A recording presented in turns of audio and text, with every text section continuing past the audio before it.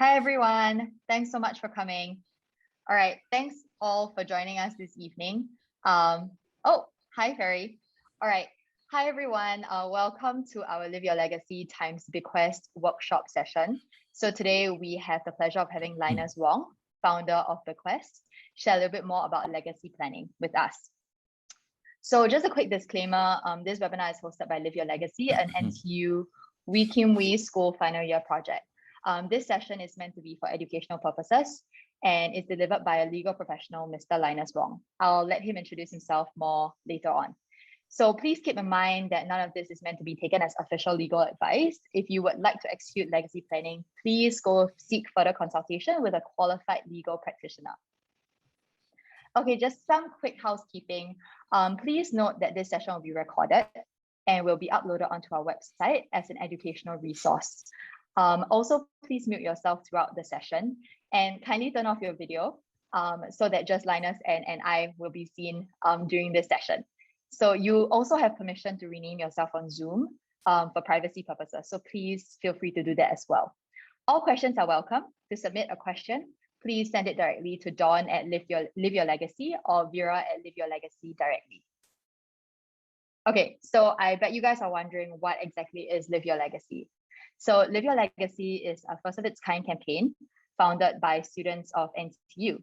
So this campaign was created to provide LGBTQ+ individuals with the tools needed to execute legacy planning.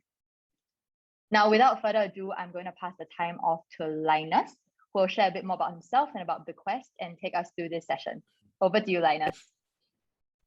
Thanks, Vera. Hi, everyone. I'm Linus from Bequest. I was kindly invited by Live Your Legacy for this inaugural workshop. Just to cover some of the points, I think that a lot of people, I think, have a lot of questions about with regard to estate planning and legacy planning, especially a lot of confusion about how to start and what you need to think about before you go into it. So maybe just a little short introduction, because I guess we are quite limited for time. So, and I tend to ramble on. Okay, so Bequest, we are basically an estate advisory firm. We were set up to actually provide first choice estate advisory solutions to help clients and other stakeholders build brighter futures with more opportunities, obviously, for happiness, fulfillment, and self-discovery. Okay, and in order to actually provide this service, we're actually a platform service. We're actually made up of a few parts, simply because the range of solutions and services we need actually straddle a few industries, some of which are regulated industries which require formal licensing. So we actually have Bequest, which is the estate advisory consultancy, and actually we have our own law firm, which is registered with the Ministry of Law, which specializes in estate law matters, succession planning, dealing with all the necessary legal representation you might need in order to facilitate applications to court, etc., regarding probate, administration, guardianship matters, etc. Things to do essentially with estate law, or anything to do with business succession planning, where there is succession issue to deal with. We also have a full services financial advisory organization under our wing, made up of analysts who we train in order to advise on the financial services and solutions and implications behind estate planning. So that's basically who we are. We've been around for about 10 years now, and we will probably, I would say, we have served about 5,000 clients. I think also because Live Your Legacy actually approached us, I mean, in the interest of being upfront and transparent, we are not exclusively an LGBTQ firm, but we have served many LGBTQ clients, and in fact have conducted several events, if any of you might have seen, with some LGBTQ organizations to address specifically LGBTQ concerns when it comes to estate planning, because obviously there are certain unique issues that you will face if you're an LGBTQ individual. Okay, with that, maybe I'll go into next please. Okay, so the first question, of course, is what is legacy planning, right? It's a very broad term, and I think it's safe to say there's no universal definition for it. You go to every different institution or organization that talks about legacy planning will have a slightly different interpretation of it. So for us, legacy planning is a process whereby you identify and assess catastrophic risk events. For example, death, for example, mental incapacity being two examples of such catastrophic events that could occur, and prepare for them by creating tailored solutions or infrastructure to ensure that in the event of such an end life scenario, a few things are achieved. So first, next please. Firstly, you want to identify who would be the key persons who you feel are best placed to act in that situation, because they will essentially need to represent you and they will act under the authority that you would have given them, you would have placed your trust that their decisions would be in your best interest. That is the default position. So that's quite important, because if, for example, you're in a situation where you're no longer around, or if you're suffering from mental incapacity situation, obviously you can't clarify if the choice that these key persons have made are indeed in your best interest. If there is just a de facto assumption that is the case. So you have to be quite selective about who you decide and really decide who is best for you. Okay, and these people, obviously, besides being willing to act for you, they must also know exactly what you want done. So there needs to be some way in which clear instructions or directions can be issued so that they know what to do when they take over control and they manage your estate and the other related issues that will come up with that. Okay, next. Okay, next thing is you will need to identify and document what resources you will need for matters such as, there are a few things, obviously. If you've ever sat with a financial advisor or any other, done any estate planning with a banker, these are the few common things that will come up. Well, you might have outstanding financial obligations, for example, loans, mortgages, debts. These, in many cases, will need to be settled, either because of the prevailing regulations regarding the loaning of money or the lending of money or continued lending of maintaining of a debt arrangement, or because you might prefer that your loved ones who maybe, if you say, for example, have a loan on your home, you wish for your loved ones to not have to pay that loan, have to find means to service that loan in your absence. So you might want to be in a position to be able to settle that loan significantly or in whole. The other thing is, of course, you may well have dependents, either a non-working spouse or parents who are retired, or maybe even siblings who you are supporting. And hence, you might want to continue those ongoing maintenance obligations, even in the situation where you yourself are now incapacitated or indeed deceased. So how will that be? How much will be needed, and how much do you have? Is it sufficient? Is it in the right form? These are questions that you need to ask. And of course, thirdly, the last thing, broadest thing you have to consider, third broad thing you have to consider is how this may not take place in a moment in time. This could be taking place over quite an extended period of time. For example, the maintenance of dependents, maybe a question of years, decades even. So the ongoing management of the estate, if it is carried out by your representatives, how can it be done in a manner which is streamlined, effective, and causes the least amount of problems, right? Of course, these are things that, if over a 15 or 20-year period, maybe initially these things are going smoothly, but I know many of us have heard stories where, 10 years in, 13 years in, suddenly the people who are managing it get a bit shoddy or get a bit greedy or realize, hey, no one's really watching what I'm doing, and they start to dip their hand into the cookie jar, as it were. So how do you prevent that? How do you make sure that, things don't get ugly, right? So these are things to consider. Okay, next, please.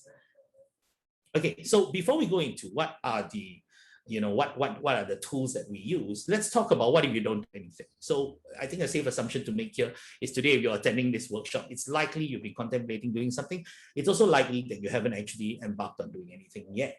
So what is the prevailing law that will apply in these situations that I've identified? So let's talk about death. So in the event of death, the law that will apply is the Intestate Succession Act. Now, this has been around for a long time and is derived from the British law before it. And what the Intestate Succession Act essentially does is it lays out a rules-based system for distribution of inheritance. So how do those rules apply? Maybe you can click through the next three, Vera. Thank you very much. Okay, so Yes, thank you. Okay, so for this, right, first thing we look at is there is a special group. Okay, and this group is these three groups are spouse, children or descendants, and parents. So under the law in Singapore, it states this: basically, your spouse, if your spouse is surviving, will always get at least 50% of your estate. Now, what does 50% of your estate actually mean? That is another question entirely. But essentially, in principle, they get 50% of your estate. Now, if let's say there are no children or any other descendants, your parents, if any one of them is still alive, will be entitled to share or in whole take the other 50%. So, for example, if you pass and your spouse is around and your parents are still alive, your parents will share 50%, your spouse will get the other 50%. However, if parents have passed away, your spouse will get 100%. Now, this is assuming there are no children or descendants involved. The moment there are children or descendants involved, the children will be entitled to the other 50%. What is the other 50%? Basically, the 50% that would have gone to your parents will now instead go to your children, right? So what this also means is that in the event that there are children, parents don't inherit anything, regardless. So for example, if let's say spouse and yourself, let's say yourself and your spouse have passed and there are children and your parents are around, your children will get 100%. Right, your parents won't get anything. So essentially, to understand this grouping, it's that it always prioritizes descendants over ancestors. Right, the moment there's a generation below, the generation above doesn't really get anything from the estate. Now, of course, now it's a good time for me, I guess, to home in on the issues specific to the LGBTQ community. Because when it comes to spouse, obviously what we're referring to here is a legal spouse married under the laws of Singapore, registered with the registry in Singapore and recognized in Singapore as being married individuals. Unfortunately, Singapore at the current point does not recognize such unions where it is not registered in Singapore or if it's same sex. So spouse here would mean even if you have a civil spouse or you have been cohabiting with your spouse, but it is not registered in Singapore, it is unlikely to be recognized by the court as being a spouse. That is the current stand. So in other words, because no legal spouse and probably for many, I mean, obviously for many same-sex marriages, your children, through adoption is not possible in Singapore. So again, these two, this category of spouse and children may be quite problematic for LGBTQ couples or families. So it's likely of parents who inherit if your parents are around. Okay, that of course may present certain issues, especially if the family situation is conflicted and there are points of tension. Then obviously there's going to be a natural issue between your spouse, who you regard as your spouse, and your parents, who are entitled to the estate. So it can be quite problematic. Now, let's assume that your parents are not alive and you have no legal spouse as recognized in Singapore and no children descendants as recognized under Singapore law. Then where does the money go? Okay, so next, it will go to your siblings, so brothers or sisters.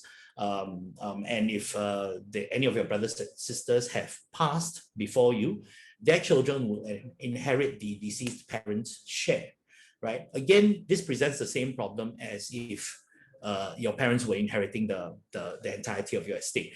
Obviously, then your brothers and sisters may or may not have a working or workable relationship with your spouse. So it's going to be a problem, especially if a significant amount of money is involved.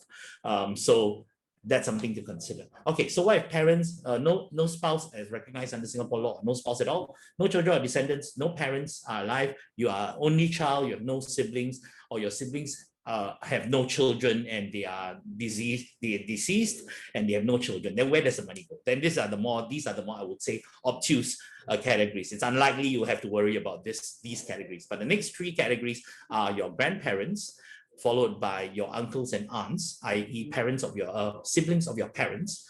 And then if none of these at all, then it will go to the government of Singapore. So a lot of people, actually, I think there is a lot of misinformation out in the market that, oh, if you don't write a will, your money is going to go to the government. That's not actually true. In fact, it's very rare that your money actually will make its way to the government, because there are so many categories of people who would stand to inherit from you, unless your situation is really such that you're only one and all your relatives have been estranged from you and do not know they're related to you. Then possibly that might be a case where the government might stand to inherit. But in most other cases, that's not likely to happen. Hang on. Sorry, I've just got a window pop up. It's blocking my screen. Okay, so now let's talk about the other situation, the situation of mental incapacity. Okay, so in the situation of mental incapacity, with what do we mean? So there's an act that deals with it in Singapore. It's called the Mental Capacity Act, 2008. It was revised recently due to a very famous case that you might have read of about the case of Yang In and this very rich widow, where he managed to take control of her assets and basically start enriching himself. And after that, the parliament actually changed the certain clauses in the act, made certain changes and insertions. But anyway, what does the Mental Capacity Act say? So next, please. Firstly, it talks about how do we define that a person lacks capacity. So in this situation, remember that this person is still alive, but now they are deemed to lack mental capacity. So what that means is, under the law, is defined as at the material time, okay, at the time that a decision has to be made, the person is unable to make that decision in relation to any matter due to a disturbance in the functioning of the mind or the brain. So this is the broad definition of mental incapacity in Singapore under the Act. So next, please. Now, what can the court do, or what can we do if someone, a loved one, is suffering from mental incapacity? So the court, so either normally this is through application by the loved ones or the concerned family members to make an application to court, for the court to make an appointment. Under the Act, it provides for the court to have the power to issue a court order to make a decision on the person's behalf, to appoint a deputy to make such decisions for the person. So basically, a deputy is court appointed and is empowered by the laws in Singapore to actually make decisions, mainly with regard to the person's personal welfare and to the person's financial assets and decisions relating to their assets. Okay, next please. So under deputyship, what are the powers? These are defined by the court. And the principle in practice here is these powers should be as limited in scope and duration as is reasonably practicable. What this means is that the court avoids, as far as it can, issuing powers to the deputy that are too broad and for too long a period. Obviously, because there is a very, very high chance of abuse, and mainly because the court does not want to be found negligent of making an appointment that subsequently results in abuse, where the court could be sued, which our courts are always very fearful of being sued, although they never lose, so I don't know why. But anyway, they are, this is one of the very important principles. Next, please. Deputies have an ongoing duty to report to agency of the Ministry of Social and Family Development, MSF, called the Office of Public Guardian, Office of the Public Guardian. This is the office that deals with deputies appointed under the Mental Capacity Act. They deal with, can request accounts from the deputies, request reports, ongoing psychiatric assessments of the person under the authority of the deputy. So the Office of Public Guardian is kind of like an auditor for the deputies that have been appointed by the court. So the Office of Public Guardian acts for the court, in a sense, to monitor the deputies and that they are fulfilling their duties, and can make recommendations to the court to have deputies removed or have their powers limited if they feel that there is potential abuse taking place, right? Okay, so that's for mental capacity under prevailing law. Next, please. Okay, so now we talk about the tools. What happens, let's say you see or look at the prevailing law, you say, okay, there's a lot of issues that you can start to see there. So what are some of the common tools that we use? Okay, so firstly, next, in the event of death, we have what we call a will. I think most people would have heard of this. I think it's very common knowledge. I mean, this term will and generally what it does. What a lot of people are not so certain about are the details, right? So a will is not only a document for distribution of your estate, it also deals with appointment of key office holders in your estate. So think about it this way. If you are not around anymore, whatever you own, let's say in terms of assets, bank accounts, insurance policies, investments, property, business interests, these are still in your name. Although you are no longer around anymore, everything still resides with your name. Similarly, things that you owe, for example, debts that you have on your house, debts that you have with regard to your credit cards or any loans you may have taken, they're also in your name and they still remain with your name. And as well as any service agreements you may have, contractual obligations. You have a contract with the internet service provider that you use. You have a contract with the mobile phone services provider, telecommunications provider that you use. These these are still present. They don't disappear just because you died. Okay, so because these are still in your name, a lot of people, let's say if we're talking about hetero couples, there's an assumption that, oh, if something happens, let's say to me, my wife or my husband can go to the bank and withdraw the money, can go to the insurance company and make the claims, can go to the investment firms or the banks that we have our investment with and liquidate the investments, can sell the house, can do whatever. That's not true. That's actually not true. And this is a big piece of misinformation. A lot of people think that spousal relations give you some kind of additional legal power over assets if your spouse passes away. It's quite a logical thought progression, but it isn't actually true. So because contractually, legally speaking, these assets are in your name, or these contracts and agreements are signed in your capacity, it does not extend to your spouse or to any of your family members. So the assumption that my family member can take over just because I'm dead is not actually true. What actually has to happen is that these people have to be formally appointed under the law, recognized by the law in Singapore, recognized by the courts. So a will is one of the ways to do that, to specify who these people should be, right? And formally what these people, let's say the person who's in charge of your estate, to administer the various bits and bobs of your estate, to ensure that the assets are recovered and then obligations are fulfilled, and then the assets are then distributed to the rightful intended beneficiaries of this estate, is called the executor. So this person is executing your will for you. Obviously, you can't do it because you're not around. So this person is executing it in your capacity. Now, if there are children who are minors involved, you will also need guardians, right? Who will be the ones who basically take over the parenting role in the absence of the two parents, the father and mother of the biological parents of those children, right? Then we have trustees. So trustees are similar to executors, but the difference is they don't execute the instructions in the will. They execute instructions in something called a trust. And their job is to fulfill those definitions. We'll go into that later in a bit more detail if we have time. Okay, and finally, of course, the beneficiaries. So to be named, who are the beneficiaries, whether they are individuals or even organizations such as charities, which is getting more and more common these days. So that is one of the things that the will does. It identifies who are going to be the key persons involved with the estate. Next, please. Now, of course, then it then deals with, okay, the manner in which the assets of this estate are to be dealt with, right? Assets of the estate are only distributed to beneficiaries after obligations are paid off. So if you owe monies to the various financial institutions under loans or mortgages, these in many cases may need to be cleared off, right? One of the things that we will talk about later is how do regulations with regard to the finance industry, especially with regard to loans and the disbursement of loans, right? How does it affect? The TDSR does affect estate situations, right? So here is where you decide who's going to inherit and how much they're going to inherit and from what.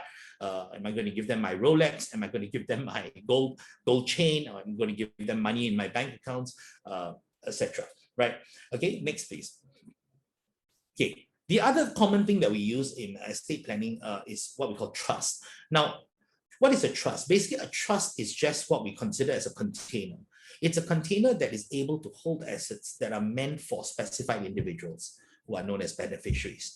And the unique thing about a trust is that the management authority over these assets is given to someone who is not a beneficiary to the assets. In other words, normally, if I own an asset, I also have the power to manage the asset and I have the right to benefit from the asset. What we're now doing is splitting up that benefit and that right to manage. So why is this done? In many cases, trusts are created because the beneficiaries are vulnerable or minors. For example, if it's meant for children who are below the age of 21, legally they can't own assets on their own under the law in Singapore.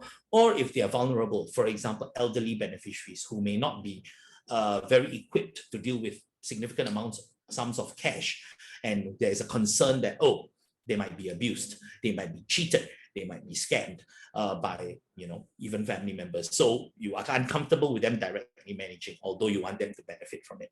Or they're mentally incapacitated individuals, children born with learning difficulties, adults who are still dealing with mental difficulties. They may not be able to manage sums of money. So you want to make someone else who you trust manage it for them. That's essentially the idea behind the trust. Next, please. So the trust allows for control over how that beneficiary's inheritance is to be managed long term. And for many trusts, it also specifies when these beneficiaries may take control of the assets. So for example, for minors, a lot of people say, okay, when my child reaches a certain age, they are an adult, they can take over the control of the assets. Some trusts don't. Some trusts don't actually specify when control is handed over because the control is not intended to be handed over. Next, please. Oops, we've gone back. See, these are unforeseeable circumstances. Okay, I think you can click through to the next point. So one more point about trust is that you can actually create them while you're alive or even after death. How do you create a trust after death? It's via a will. So basically, a will is a set of instructions that is legally required to be carried out after your death. So if in your instructions you say, my instruction is to set up a trust, that's where the trust or this container is then set up. It's not so common to set up a trust while you're alive because normally that is solely the domain of people who are extremely well-resourced, who are able to divest their interest in their assets at present moment, like Bill Gates did it, right? To set up a charitable trust in the Bill and Melinda Gates Foundation, right? So that's because he has many, many billions of dollars. Most of us don't have that, so most of us won't ever look at a living trust. So most of us will create a trust via will. It is the more practical thing to do.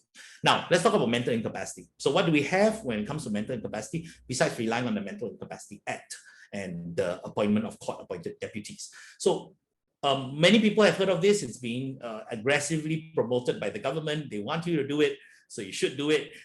It's called the lasting power of attorney.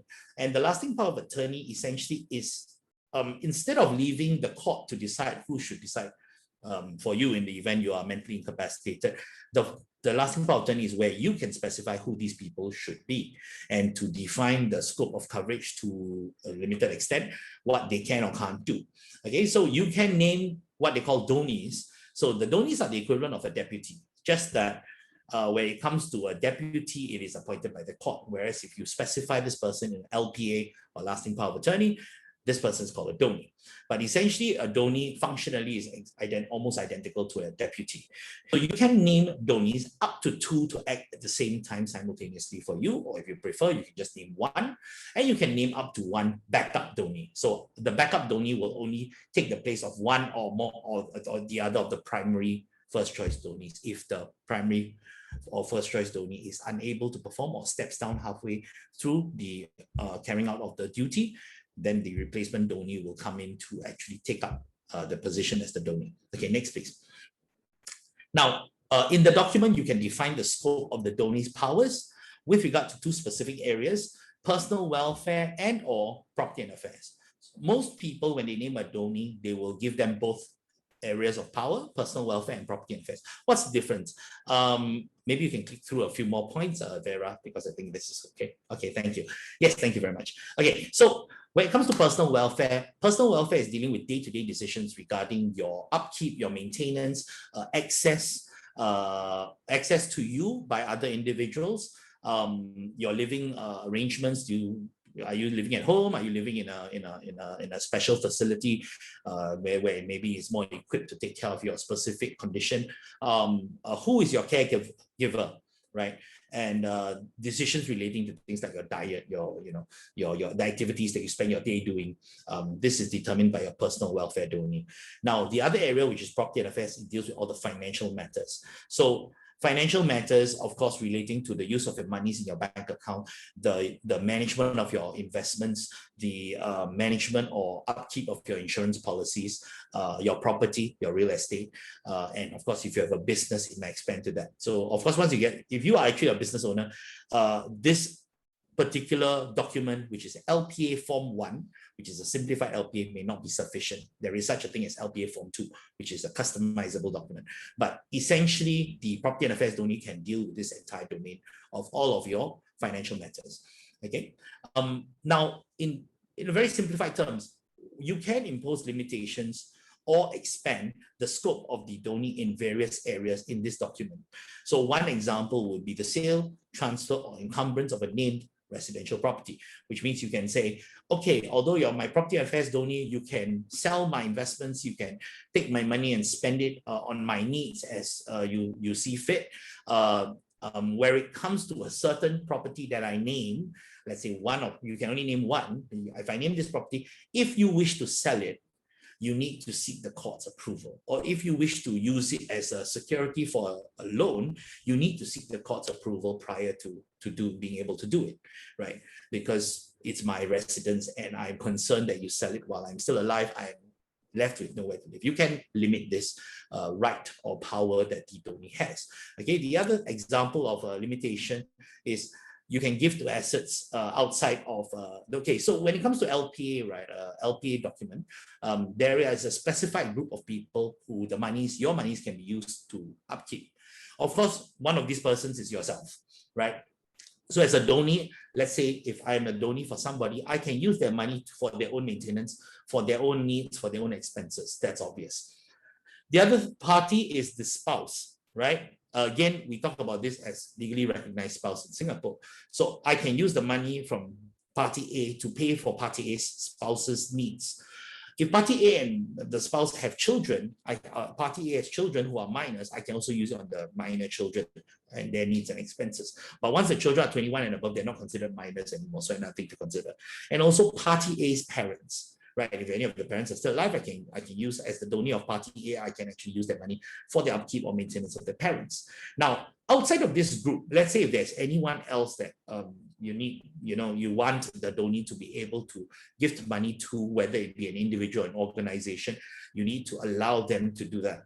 So you can specify in the document, you have certain leeway and certain flexibility to name this.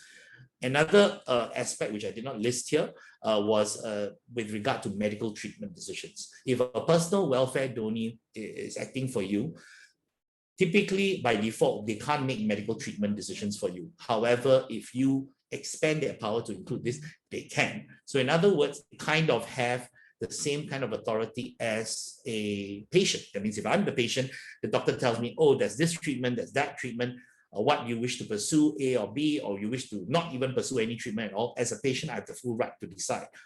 If you extend that power to your donee under the personal welfare area, they will also be able to be in a position to decide, to reject treatment, to accept treatment plans, which one to pursue. They are free to do that. If not, typically it is a decision made by the doctor, the professional, the medical professional. So that's LPA. And then the final document, which is a much simpler document, is called the Advanced Medical Directive. Now, a lot of people have heard of this, and they often confuse it with the LPA. The Advanced Medical Directive is essentially a document that deals with a very specific situation where what we are calling basically your death is imminent, or it's unavoidable. There's nothing that can be done to improve your health or to cure you, so you are definitely going to die. I mean, one would argue that all of us are definitely going to die, but we're talking about you're facing the very immediate prospect of death.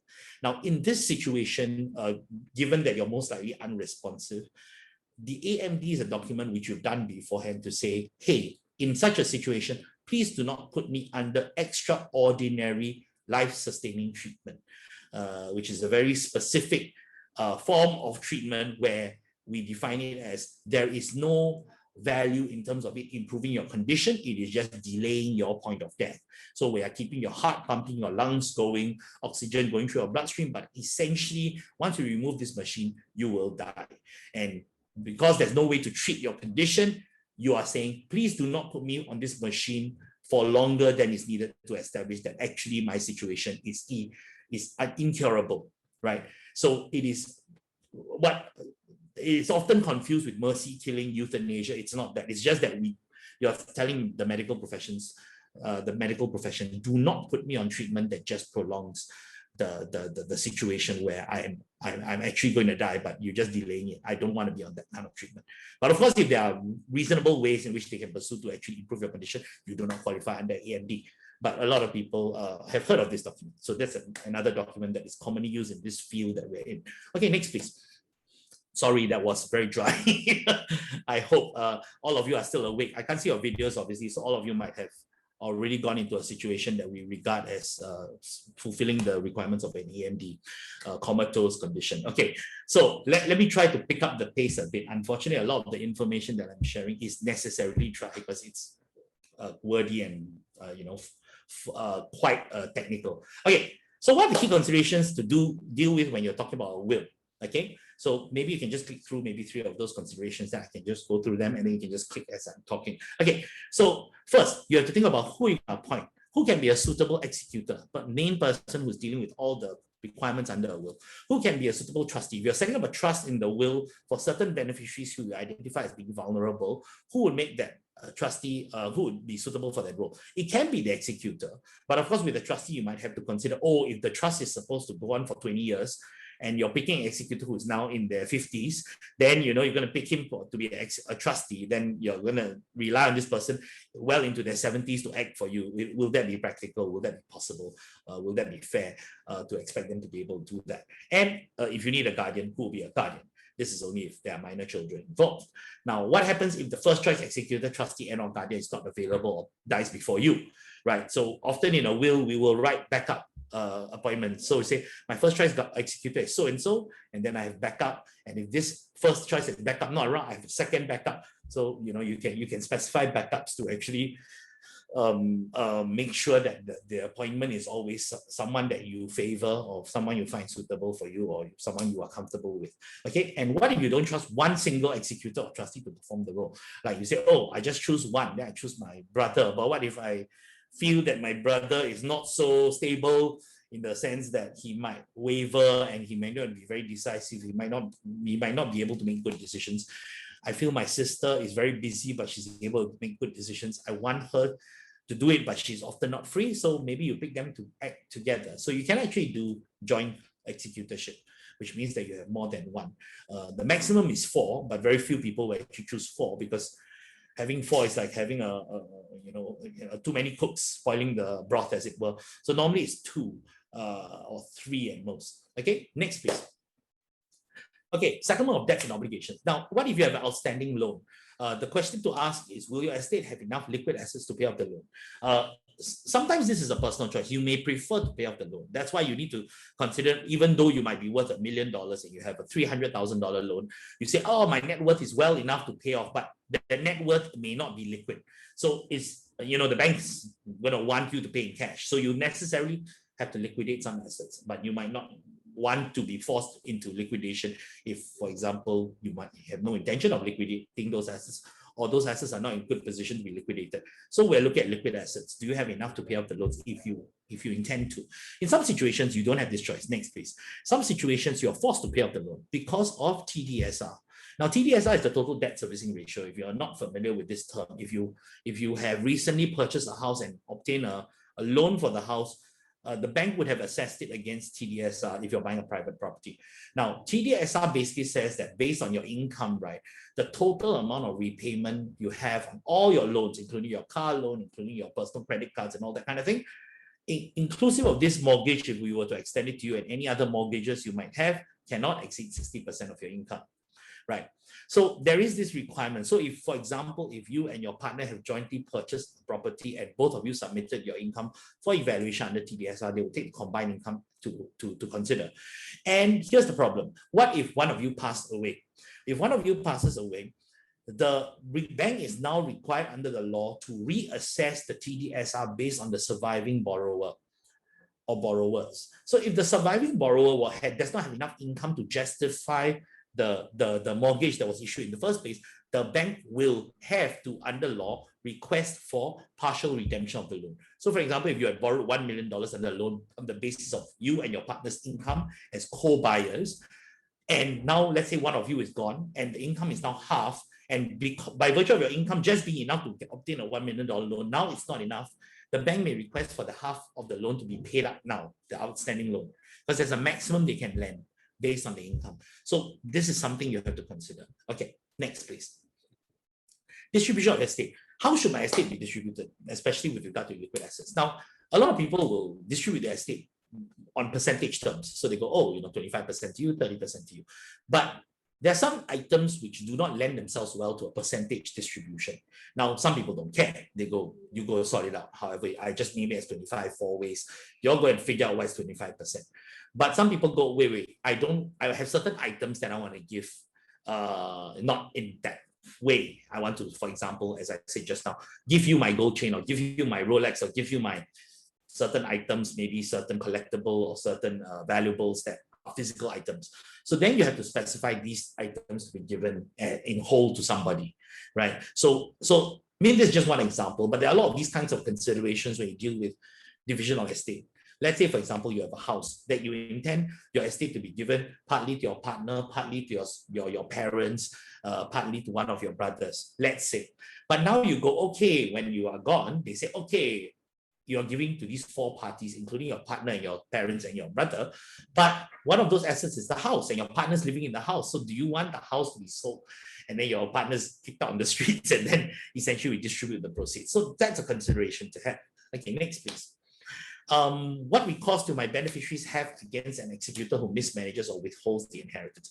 This is an issue that I think a lot of clients ask me, and particularly a lot of LGBTQ clients ask us, because they go, if my executor is my family member and my family member is not really on good terms with my partner, and my partner is a beneficiary, can my sibling do anything to make my partner's life difficult as a beneficiary of my estate? Yes, in short, they can. All right, they can, and the only thing is, of course, beneficiaries have legal recourse against executors. They can sue executors for mismanagement, but that requires money to be sunk into legal fees, filings to be made with court, which also costs money to do, and makes everything very ugly. So, you know, it might not be good if you're saying, oh, never mind, if anything happens that goes wrong, just sue and sue. It's not ideal. So you should think about these things beforehand. Next, please. Thanks, Vera. Okay, are there sufficient funds to support my dependents? Okay, I think this is pretty self-explanatory. Typically, I would say for parents who you're supporting, if you want to continue this filial obligation after your death, then you need to kind of provide for it in the will, right? And then you have to consider, let's say, especially your parents who might qualify as vulnerable beneficiaries, how do you want that money to be managed for them? Or do you want to give them the whole lump sum like that? Or do you want to engage your sibling to hold it as a trustee and disburse them maybe $1,000 income every month, which you feel might be more secure? So that's something to consider. Next, please. Trust. Okay, so if you're going to set up a trust, what I was just saying with regard to dependent support, are there vulnerable beneficiaries you wish to provide for who are maybe unable to manage the monies, or at least that large sum of money is not something that you're comfortable then managing? Next, please. How long would the trust need to last for, right? Realistically, and then you have to consider if it's going to last for very long, who's going to be the trustee is going to be an issue, right? Next, please. Okay, what instructions should I detail in the trust? So what should the trust specify for? Maybe you say, I want to specify the amount of money I give to my parents every month. But of course, another consideration will be this. What if the amount of money that you're providing for them, by the time you die, that money is nothing because of inflation? So do you want to be so rigid? So some people say, oh, I want the trustee to have the discretion. But some people say, if I give the trustee absolute discretion, what if they decide, oh, $200 is enough? Can my parents say anything? You know, so there are a few things to consider and balance here. How do you structure it in a way that would really fulfill your intention? Okay, next please. Okay, alternate distribution scenarios. So of course, when we write a will, we always consider, oh, if I die, I look at all the people around me today and I think, who do I want to provide for and who do I want to give money to or leave my assets for? You must also consider that in some situations, you might not be the first one to die in this whole group. There might be, your parents might predecease you, which commonly is the case because they're older. Your partner might die before you, or your partner might die at the same time as you because you're traveling together and you encounter the same tragedy. So if you say, oh, I'm going to give everything to my partner, and then you are in some accident together, then suddenly, hey, your will is basically giving to a person who's not alive. So who are you now going to give to? So these are what we call alternate distribution scenarios. Who will inherit if one or more of my primary beneficiaries predeceases me or is involved in a common tragedy with me, right? So this is another dimension to look at it. You have to look at it from this dimension, that what if my parents are gone, then who will that, the money that I intended for them, who will it go to instead? So we often do this kind of multi-layered distribution arrangements for our clients. Okay, next please. Sorry, because we're running out of time. So I see Vera's face and I'm getting very anxious. Okay, LPA. So LPA, I'll go through very quickly. Okay, just pick through, I think, maybe at least the left-sided points. Okay, who will be a suitable donor? A lot of the considerations are very similar to a will, right? You need to find someone who you trust with your money and trust with the decisions. Okay, LPA is the additional consideration of, I'm still alive. this person's responsible for a lot of decisions regarding my quality of life. So that is a very important aspect of LPA that is not present with the will. With the will, you're talking about giving my money to who? Who do I trust with this duty to not screw over my beneficiaries to carry out my wishes? With an LPA, they're taking care of you and the money is meant for you. It's not being given away. And you're still alive and you're not able to defend yourself. You're vulnerable. So who is going to be a suitable donee is an even more important decision to consider. Now, what's the scope of the donee? Right, this is an important decision, less important than who it is, but of course, it would be important for you to consider the extent to which you trust this donee and the extent to which you want them to have certain freedom on certain specific matters when it comes to decisions made for you. Now, if some people, they say, oh, I don't want to pick only one donee. I want to pick multiple donees. I want to pick two donees to act together and to act in consensus as joint donees. So if you pick more than one donee, you have this decision to make. Do my two donees decide? That means if they're acting at the same time, we're not talking about replacement donee, we're talking about two primary donees. And I make them decide things in my property and affairs or my personal welfare together. That means there's two personal welfare and two property and affairs donees. You have to decide when those two people make decisions, do they make it jointly where there's consensus, or it's either or arrangement? It is what we call jointly and severally. So so you have to think about, if you're going to appoint more than one donee, there are more considerations for you to make with regard to the decision-making process. Okay, next please. Okay, what's the implication of opting for joint donees, right? So what I've just explained is that if you decide one or the other, it's going to make the decision-making process quite remarkably different. Single donee is straightforward, but once there's two donees involved in any particular area, there are probably, there are multiple more decisions to be made, to considerations to have. Okay, next please, Vera. Maybe you can just click through the right-sided points. Okay. Okay, Ken. Restrictions. So do I want my personal welfare donee to make decisions relating to my medical treatment, which is what I covered just now? They are, by default, they're not. But if you extend it, then they will be able to make decisions regarding medical treatment, essentially as if they were you. Okay, what's the limit of power on a personal welfare donee? Essentially, besides making decisions on day-to-day basis, I think one of the concerns specific that we've heard from our LGBTQ clients is because the personal welfare donee determines access to the individual. So let's say if I am mentally incapacitated, my donee can decide that certain parties who want to have access to me are not desirable. And this is something that a lot of our LGBTQ clients have mainly hinged on as a point that they are very concerned about. Because what if their donee is their family member, but they are not allowing the partner to see them or even have access to them in any way? So this is something that it just sticks out in my mind as something that when we've consulted with LGBTQ individuals, this has been one of the main points about doneeship that they have raised concern. So of course, then the decision comes, which is, oh, then I make my partner a donee so that they have access definitely to me. But then the other question comes about, will my partner restrict access from my family members to me? So it's quite a complicated issue. It can be quite a complicated issue. Okay, so there's something to consider. Obviously, there's no universal advice I can give. It depends on your family situation, right? Do I want my property and affairs donee to be restricted from selling, transferring, or encumbering my property?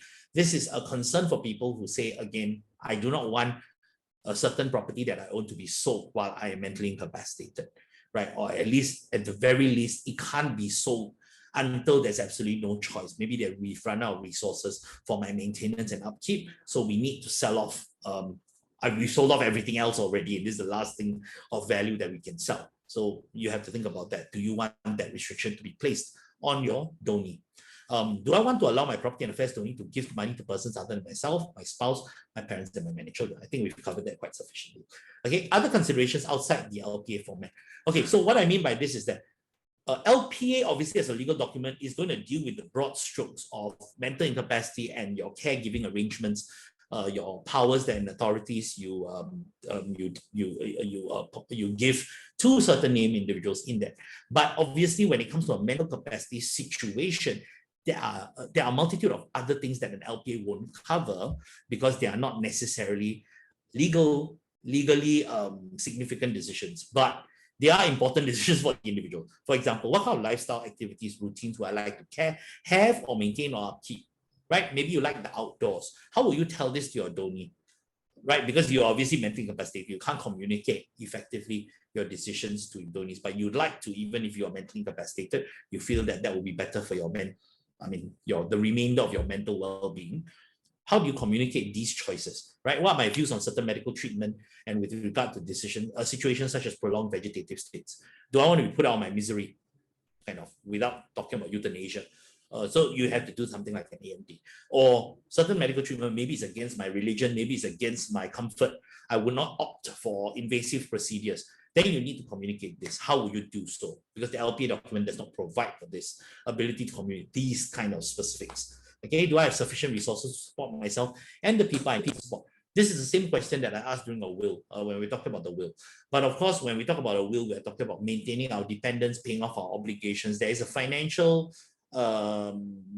these questions and these considerations are financial in nature, and particularly with the issue of adequacy of resources. Now, when it comes to LPA, there's an additional concern. You are also alive, and someone else is primarily concerned with maintaining you and your dependents, keeping your lifestyle. So do you have sufficient resources to do this? You might have less leeway to liquidate assets in the case of mental capacity. Whereas, for example, if you are distributing, I distribute my house to my 4 brothers and sisters. They can sell the house because it doesn't have any implication for them. They're not living there. But if, let's say, you are living in the house, then the debt is obviously not a resource that can be liquidated for your care. So the concern of liquid resources, it becomes even more imperative in a mental incapacity situation for various reasons. Okay, next please. I hope I have not exceeded time, Vera, by too much. Okay. Certain assets not handled by the will, I'll just touch and go because, as I said, we don't have much time. If you do nominations, there are 2 particular broad asset areas that have this very unique mechanism of nomination. One is insurance policies. Not that most people are making nominations right now, but if you do, you must understand that nominations have a special place when it comes to distribution. CPF also requires you to make nominations. Now, CPF nominations and insurance policy, the only point I'm going to make is that they are not the same kind of nomination. If you do not make a CPF nomination and you wrote a will, your CPF money will be distributed by the Intestate Succession Act that we covered at the very start of this talk. If you make a nomination, it goes by nomination. Whereas with insurance proceeds, if you don't make a nomination, it goes via your will if you made a will. But if you did not make a will and did not make a nomination, then it goes via intestate succession. So the point I'm trying to make is CPF is never distributed by a will. It's one of a few assets, very few assets that is not, and it can be quite significant an asset that's not distributed via a will. So you have to make a nomination if you want to specify who is to inherit. If not, it will definitely be under intestate succession. Spouse, children, parents, brothers, sisters, children of brothers, sisters, nephews, nieces, uncle, aunts, that whole thing, right? Okay, so nominations take a priority over your will. In all cases, if you've made a nomination, it will go via nomination, right? Now, the other thing that is not handled by will are joint assets. So joint assets, in particular, the one that is more concerning for people is joint property. If you buy a property as a co-ownership, that means I have more than one owner named in the title deed of the property, that property is handled via what we call the last survivor rule. Now, what is the last survivor rule? Essentially, what it means is this: if there's 2 owners and one dies, the remaining survivor is the sole owner of the property. A lot of people mistake that, oh, if there's 2 owners and I die and you become the sole owner, it's because I pass my 50% to you. That's not true for a joint ownership, joint tenancy, what we call a joint tenancy. If you're a joint owner of a property, it is not based on you having 50 and you, the other owner, having 50%. It is both of you share 100%. If you die, you have left that ownership. You have foregone your 100%. Now the last owner owns 100%. So when the last owner dies, it goes via the estate. Why is this important? Firstly, it's important because if you are an LGBTQ couple and you jointly own a property, it will mean that ultimately that property, if you rely on the joint asset rule, right, it will only go to one side of your family. So for example, if you intend to give it to your parents, half of it, and your partner intends to give half of it to their parents, if you are jointly owning the property, ultimately it will only go to one set of parents and will go 100% to them. So that's going to be a concern. In particular, if there's a common tragedy, you're both involved in an accident, you're gone. Okay, so then of course, how does it determine? There's a way that the law will determine. Okay, so this is something to think about. Next, please. So because Vera is giving me the evil eye, I have to really speed up. So we just have okay, so yes, I think for Sharia, Sharia is quite a deep subject, so it's hard for me to do it justice. I apologize in advance. I understand there's some Muslim participants here, so that's why Sharia was important to cover. So for Muslim inheritance law, I think if you're not aware, first thing you must understand that everything I just said, right, largely does not apply to Muslim individuals. What applies to Muslim individuals is Sharia, and Sharia is very specific with regard to its inheritance. Inheritance for Sharia is according to the Faraid. I'm sorry if I've mangled that pronunciation, but essentially there is an order in which Muslim inheritance law has determined that inheritance is to take place. Broadly speaking, when a Muslim individual passes away, Sharia court will issue what we call the inheritance certificate. The inheritance certificate, the distribution is determined by your situation, and that's of course extrapolated from the rules as understood under the Quran, right? So under the Quran, how the inheritance is laid out, as I said, it's a little bit complicated. I don't have enough time to cover it, but essentially, it is already predetermined. So people who inherit under inheritance certificate, right, are Sharia beneficiaries. Now, so a lot of Muslim people ask us, can we write a will? Yes, you can. But you can only write a will to give away assets up to 1/3 of your estate. And it can only be given to people who are not named in the Faraid. So for example, if let's say the Faraid determines that your parents will get, let's say, X%, and you want to give them more, you can't write a will to say 1/3 on top of that X%, I'm going to give them 1/3 of my estate just to them exclusively. You can't do that. You can only give the 1/3 to someone who's not under the Faraid. So again, if you're an LGBTQ couple, your 2/3 of your estate is going to be determined by Sharia. 1/3 you can say, oh, I give it to my partner. But the other 2/3 are out of your control. Now, if this is not ideal, then of course you have to explore other ways in which you could have more control over how much or what proportion of your estate goes to, let's say, your partner, who will not be a Faraid beneficiary in any case, I would imagine. So that's something that if you want to know more, people like us, we advise Muslim clients on these issues so that they can understand the position a bit better, or you can look for those who specialize in Sharia law, especially with regard to estate distribution, which of course is a big aspect of Sharia law. Okay. Yes, Vera, I'm sorry. Yes. Okay. So now, last point, you want to do your will. So now what? Few things for you to consider.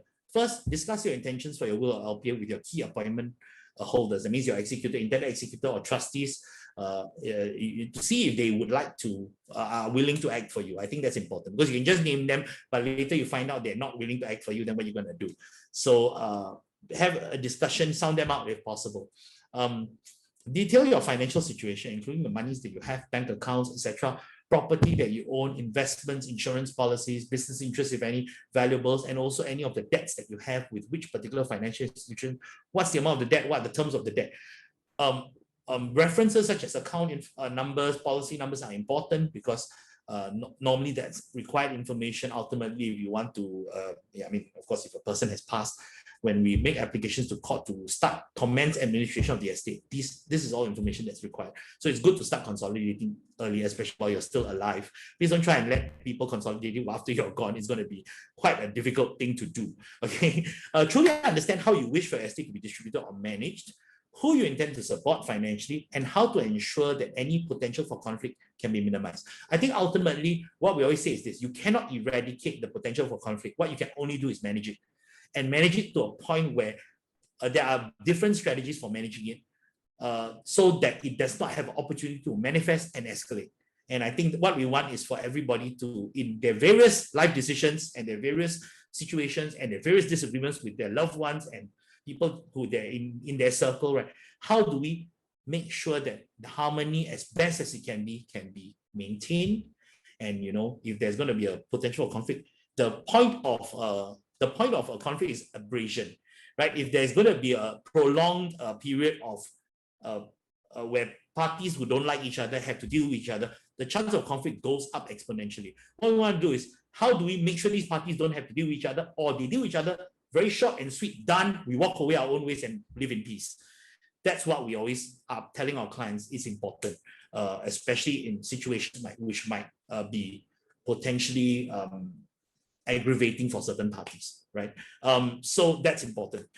So identify a law firm, a will writing company, or an estate advisory firm who can provide you with the level of guidance and service that you require. Just take note, there are a lot of will writing companies who can't execute LPAs because they don't have a practicing lawyer on staff. You need to have a practicing lawyer to be able to endorse your LPA. We have our own law firm, but although we are a estate advisory firm, we're not a law firm, but we have our own law firm. So a lot of the will writing companies out there, they can only do wills, they can't do LPAs. And I don't want to badmouth anyone, but obviously there's no licensing required to be a will writing firm or to provide that service. So how much you want to rely on the service of someone who does not have to be licensed in any way? You have to keep your wits about you, as it were. Again, not trying to badmouth anyone, but just in order to make sure that you are aware that just because we call ourselves a will writing company, it does not mean that we have any licensing or regulation that's special, that we are regulated by any particular body. You have to be aware of that. Okay, so keep your wits about you. Stay safe in this period. I think I have no more time. I'm going to open for Q&A. Vera has given me the evil eye, stinky eye for a very long time. Yes, Vera, let's go for Q&A. Okay, so I have some questions, I believe, that have been sent to Dawn. Just check them up. Okay, 2 questions. These 2 questions, Vera? Okay, I read out the question. Okay, so thank you for your questions. Firstly, thank you for your questions. I try and answer as best as I can in the limited time I have left. Okay, how much does this cost on average? Okay, if you're talking about a will, if you talk about generally across the industry, I think, okay, maybe I use ourselves as a reference point. We're doing simple, very, very simple basic wills. And why I call it a basic will is because I think it's inadequate. But a lot of people ask for it. So I think of it as a starter will, so that we start the process and eventually down the road after they've done it, they realize it's inadequate and then they come back and do a proper one. The starter will is like $88 net that we do. So I think mostly in the market, you'll find people doing for $100, 100-ish, 150. Those are typically starter wills. If you talk about a full custom will, then the range is quite a bit broader. We do full custom for $250. So that's very cheap. Full custom meaning we don't have ad hoc pricing. We don't go like, oh, if you add this cost, we add $60. You add that. Ours is whatever you want is just a flat price of $250. Even if your will is 40 pages, I only charge you $250, right? But if you go to a law firm, the price can range quite dramatically. I've seen a will which was, of course, quite extensive, 30 pages long, drafted by quite a renowned law firm. The party paid, I believe, $3,500 for it, if I'm not wrong. So, there's really no upper cap on this, right? It's what the willing buyer, willing seller thing. But generally in the market, full custom is normally on a per clause pricing and will range from $400 to $700, even for will writing companies. For law firms, it's more expensive. We are a bit unique in that sense because we are poor business people. That's why we're all poor.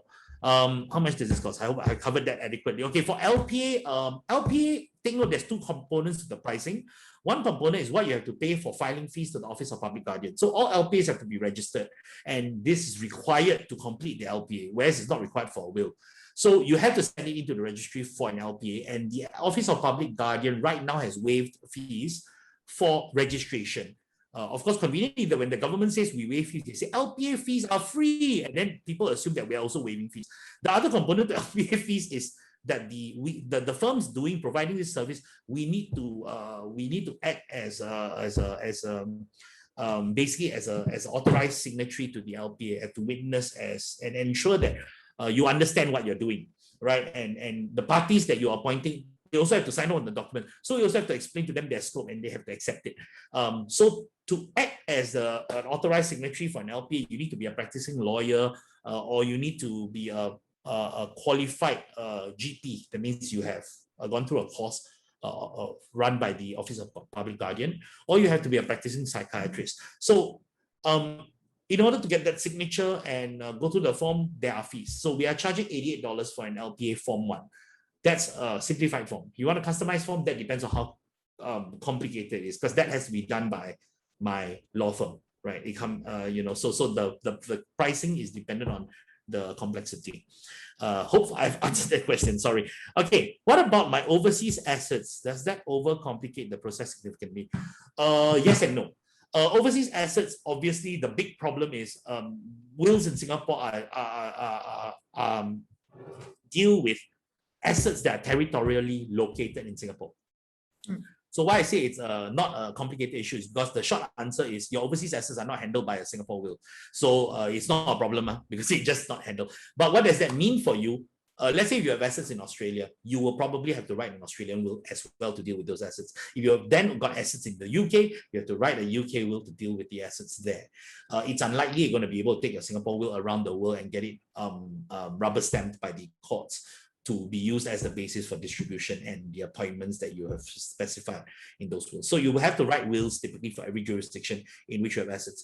It's a more complicated question than that because today with digital assets and a lot of people using online brokerage accounts to deal with, let's say, trade in the US market, the question comes about, I own US stocks, but is it a US asset or is it a Singapore asset?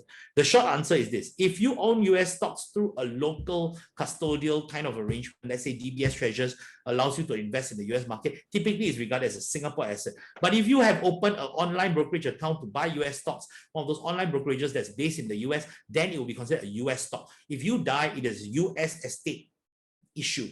Your beneficiaries have to go to the US to facilitate or engage a solicitor in the US to help to facilitate the liquidation of those assets. So it can be a big problematic. Okay, so yeah, overseas assets. Okay, next question. Okay, for CPF nomination, I can nominate anyone. Yes, you can. In short, all you need is 2 witnesses who are not beneficiaries to witness that nomination. But yes, you can nominate anyone. Sorry, Vera, we've run out of time, I imagine. Yes, we have. Okay. But not an issue, Linus. All right. I just want to say, Linus, thank you so much for bringing us through all of that. It was thank you for detailed. having me. I'm sorry it was super detailed. No, it's okay. I hope we were able to dispense the information effectively, right? Although we had to go quite fast, but I think hopefully we managed to touch on the main points. And thank you very much for having me. Yeah, for sure. No, thank you very much for sharing. I understand that because of the technicalities and legalities of this issue, it's necessary that we go into detail.